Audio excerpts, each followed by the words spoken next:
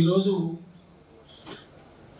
మనువాదులు వాళ్ళు రాజ్యం పరిపాలన చేస్తే ఎట్లుంటుంది? వాళ్ళ పార్టీ నాయకుడే రాష్ట్రపతి అయినాడు రామ్నాథ్ కోవింద్. ఆయన భార్య సవితను తీసుకొని పూరి జగన్నాథ్ గుడికి పోయినాడు. గుళ్ళోకి రానియలేదు, గర్భగుడిలో కాదు ప్రాంగణంలో కూడా రానియలేదు, బయటనే ఉండి దూరం నుంచి మొక్కుకున్నాడు. ఆయన భార్య రాకపోతే నెట్టేసినాడు. నేను చెప్పేది కాదు, మీరు చూస్తే కానీ టైమ్స్ ఆఫ్ ఇండియాలో వచ్చి అన్ని ఛానల్లో వచ్చాయి. ఆమె నెట్టేసినారు. ఫస్ట్ పర్సన్ కదా ప్రెసిడెంట్ అవుతుంది, ఫస్ట్ ఉమెన్ ఆమె. ఇద్దరిని అవమానం. ఆయన వెళ్ళిపోయినాక నీళ్లు పోసి పడుకున్నారు, పాలు వెళ్ళినారు, పసుపు నుంచి వెళ్ళినారు. ఇంకో గుడి కూడా పోనీయలేదు, 2-3 గుళ్ళకు పోనీయలేదు.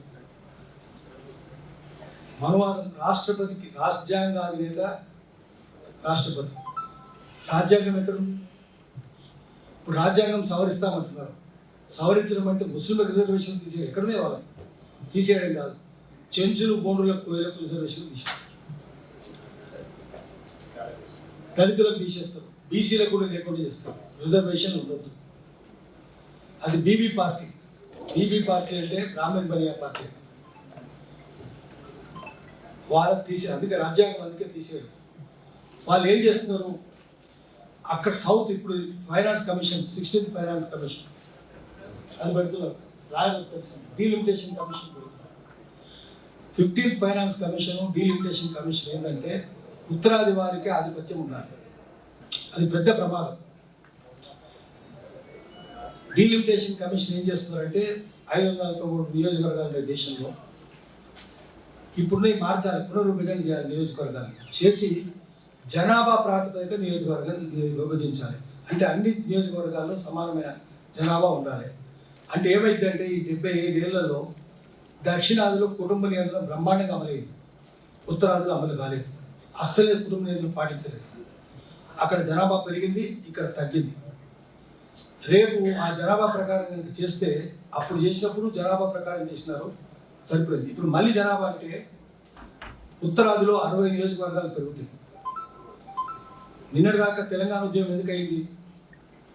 తెలంగాణ ఉద్యమం ఎందుకు జరిగిందంటే ఉమ్మడి ఆంధ్రప్రదేశ్లో 2/3 ఆంధ్ర వాళ్ళు, 1/3 Telangana MLAs. Telangana suffered irreversible minority, Andhra enjoyed irreversible majority. తీర్మానాలను ఎవరి అమలవుతాయి? చట్టాలన్నీ ఎవరి అమలవుతాయి? నీళ్ళని ఎక్కడికి మారుతాయి? నీళ్లు పల్లాని మారాయి. అధికారం ఎక్కడ ఉంటే అక్కడ నీళ్ళు మారాయి. 2/3 వాళ్ళే కదా, అటే బారినాయి నీళ్ళని, ప్రాజెక్టులన్నీ అటే పోయినాయి. తెలంగాణకు రావు. ఇప్పుడు రేపు కూడా 60 సీట్లు పెరిగిన పార్లమెంట్లో మొత్తం అధికారం అంతా వాళ్ళదే ఉంటుంది. ఏ రాష్ట్రాలు ఉంటుంది? ఉత్తరాది రాష్ట్రాలు. వాటిని ఏమంటారంటే బీమారు. బీమారు అంటే రోగం అని కాదు, రోగం అని కూడా అర్థం అనుకోండి ఆర్థికంగా. బీమారు అంటే బీహార్, మధ్యప్రదేశ్, రాజస్థాన్, ఉత్తరప్రదేశ్. వాళ్ళదే పెత్తనం. దక్షిణాది ఇది శాశ్వత వలస పాలనకు గురైంది, వాళ్ళదే పరిపాలన. ఇది ఒకటి దీని విశ్లేషణ. రెండవది ఫైనాన్స్ కమిషన్ కూడా ఏం చెప్తారంటే ఢిల్లీకి వచ్చే నిధులు, ఇన్కమ్ ట్యాక్స్ నిధులు కావచ్చు, జిఎస్టీ నిధులు కావచ్చు, ఏ నిధులైనా కావచ్చు, వాటి అన్నింటినీ డివల్యూషన్ ఆఫ్ ఫండ్స్, వచ్చిన డబ్బులన్నింటినీ మళ్ళీ పంపిణీ చేయాలి. పంపిణీ చేయడానికి ఏంటంటే ఎక్కడి నుంచి ఎంత వస్తే అంత చేస్తారు. 60% పంపిణీ చేస్తారు, కిందికి 70% పంపిణీ చేస్తారు. ఇప్పుడు ఏం జరుగుతుందంటే జనాభాను బట్టి పంపిణీ చేస్తారు. దక్షిణాది నుంచే డబ్బులు ఎక్కువ పోతాయి, ఉత్తరాది అక్కడ బీమార్ రాష్ట్రాలే కదా, నిధులు ఏమి లేవు అక్కడ, ఆదాయం రాదు. కానీ వచ్చిన ఆదాయం అంతా నార్త్కు పోతుంది. దక్షిణాది రాష్ట్రాల ఆదాయం అంతా నార్త్కు పోతుంది, దక్షిణాది రాష్ట్రాలు ఏమి రాదు. అప్పుడు ఏమైపోతుంది? సౌత్ ఏమైపోతుంది? ఇప్పటికే ఏముందంటే south north divide. RS Neelakantan చక్కటి పుస్తకం రాసినాడు. ఎంత భయంకరంగా ఉందంటే, నువ్వు పొట్టుకుంటే మనిషివి కాదు, నల్లగుంటే మనిషివి కాదు, హిందీ రాకపోతే మనిషివి కాదు. కులాల సంగతి చెప్పరక్కర్లేదు. ఈ పరిస్థితిలో నువ్వు హిందీ రాకపోతే కూడా మనిషి కాదు, నువ్వు భారతీయులే కాదు. అసలు ఫెడరలిజం ఎక్కడుంది? రిజర్వ్ బ్యాంక్ పేరు ఒకప్పుడు federal bank of India. Sir Haragopal గారు పైకి రావాలి, నేనే ఆహ్వానిస్తున్నాను.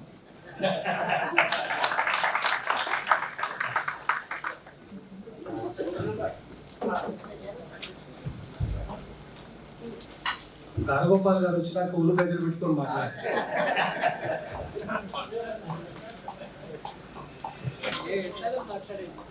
ఎందుకంటే సారు అన్గైడెడ్ మిసైల్ అంటుంటారు.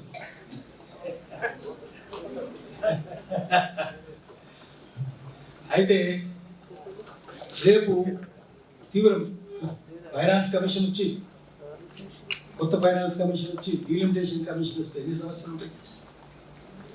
అందుకనే జాగ్రత్త. మనవాదం వస్తే అట్లే ఉంటుంది, మన కంటి ముందు కనిపిస్తుంటుంది తీవ్రంగా. South north divide, R S Neelakantha అద్భుతమైన పుస్తకం రాసి, నార్త్ సౌత్ డివైడ్ అని, నార్త్ వర్సెస్ సౌత్ అని. ఆ సమస్య రేపు రాబోతున్నది. అందుకనే మనం దీన్ని ఒకసారి బేరీజ్ వేసుకోవాలి. ఏమేమి సమస్యలు వస్తాయో చూసుకోవాలి. ఈ సమస్యలు కూడా చాలా తీవ్రంగా ఉంటాయి. దీనికోసం ఇప్పటి నుంచే తయారు కావాలి, పోరాటానికి కూడా తయారు కావాలి. లేకపోతే ఢిల్లీ వాళ్ళ చేతులు అంతా వాళ్ళ చేతుల్లో ఉంటుంది. వాళ్ళకేం తెలియదు. ఢిల్లీలో ఉన్న వాళ్ళు ఎప్పుడైనా హస్తినాపురంలో ఉన్న వాళ్ళు ఎప్పుడు అనిపిస్తుంటున్నారు. హస్తినాపురంలో ధృతరాష్ట్రం నుంచి సోనియా గాంధీ దాకా, మన్మోహన్ సింగ్ దాకా, మోదీ దాకా, మోదీ కూడా హస్తిలో ఉన్న వాళ్ళంతా గుడ్డలో కూర్చొని ఉంటారు. యమున అవతల ఏముంటుందో వాళ్ళకి తెలియదు. ట్రాన్స్ యమున అంటే యమున పార్ ఏముంటుందో వాళ్ళకి తెలియదు, పట్టదు, ఆలోచన కూడా ఉండదు. పోనేవాళ్ళు మనకు ఎందుకు చెప్తున్నంటే వాళ్ళు ఢిల్లీలో కూర్చొని శ్రీరామచంద్ర మహారాజ్కి జై అంటారు కదా. ఇప్పుడు అక్కడ ఏం జరుగుతుందో తెలిసిన, అక్కడేమో శ్రీరామచంద్ర మహారాజ్కి జై. ఇక్కడ జరుగుతున్నది ఏంటంటే చంద్రబాబు నాయుడు గెలిపించడం కోసం వెంకయ్య నాయుడు పోలవరం కట్టాలన్నాడు. ఆంధ్రలో కడుతున్నారు. కడితే తెలంగాణ వాళ్ళు అభ్యంతరం చెప్తారు. ఎందుకంటే 7 మండలాలు వరరామచంద్రపురం, కూనవరం, బూర్గుంపాడు ఇవన్నీ మునుగుతాయి. ఖమ్మం జిల్లా వాళ్ళకు ఉంటే బాగా తెలుస్తుంది. మునిగితే అభ్యంతరం చెప్తారు తెలంగాణ వాళ్ళు కాబట్టి 7 మండలాలు ఆంధ్రలో కల్పించినారు. అది విభజన చట్టం లేదు, దానికి స్పెషల్ ఆర్డినెన్స్ తెచ్చినారు. ఆ తర్వాత చట్టం తెచ్చినారు, కల్పించినారు. ఆ చట్టం తెచ్చేటప్పుడు ఎవరు మాట్లాడేది పార్లమెంట్లో, కల్పేసినారు. కల్పేస్తే ఏమవుతుంది, కొంత లేచింది. లేస్తే ఇప్పటికే భద్రాచలంలో పర్ణశాల మునిగింది, ఆంజనేయ స్వామి గుడి మునిగింది, కళ్యాణకట్ట మునిగింది, నవగ్రహాల ఆలయం మునిగింది. ఇంకా 10 అడుగులు లేపితే రామదాస్ ధ్యానమందిరం మునుగుతుంది. ఇంకో 10 అడుగులు లేపితే భద్రాచలం కూడా మునిగిపోతుంది. ఢిల్లీలో నార్త్లోనేమో వాళ్ళు చెప్పే శ్రీరామచంద్ర మహారాజ్కి జై, భద్రాచలంకి వచ్చి వంగబెట్టి రాముని గోదావరిలో తొయ్యి, ఇక్కడ తొయ్యి అక్కడ జై. మనవాదం అంటే అంతే ఉంటుంది. ఇక్కడే ఉంటాడు రాముడు, అయోధ్యలో ఉంటాడు, సౌత్లో ఉన్నాడు. సౌత్లో ఉన్న రాముడు రావణుడు కావచ్చు వాళ్ళు. అందుకనే మనము ఇప్పటి నుంచే సిద్ధం కావాలి. సిద్ధం కావాలంటే జనానికి ఉన్నట్టు చెప్పాలి. నా ఉద్దేశంలో రాఘగోపాల్ గారే ఆ నీలకంఠ పుస్తకాన్ని తెలుగులో తర్జుమా చేయించి నార్త్ వర్సెస్ సౌత్ ఆ కాపీ రైట్స్ కూడా తీసుకోవాలి.